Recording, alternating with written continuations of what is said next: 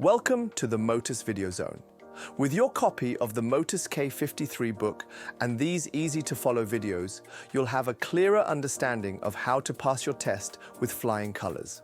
During the road test, you will be continually marked on your ability to match your speed appropriately to the road conditions and the traffic situations around you. You must at all times obey the speed limits. Exceeding the speed limit will result in your immediate failure. Also, be aware of situations where you're driving below the speed limit, but you're driving too fast for the actual conditions around you, like a busy road or busy pedestrian sidewalk.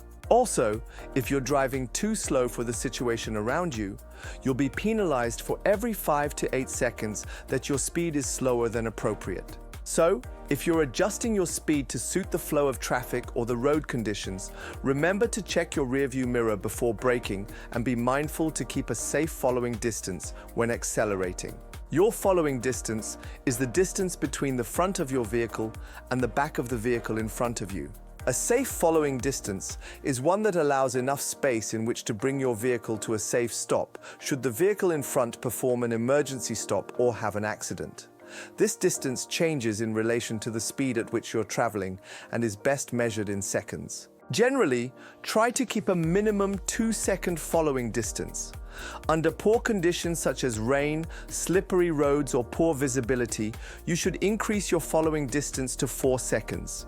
Should you fail to maintain a safe following distance, you will be penalized for every 5 to 8 seconds that you are too close to the car ahead. And that's it. Remember, these videos are here to help you better understand all the steps outlined in your Motus K53 book.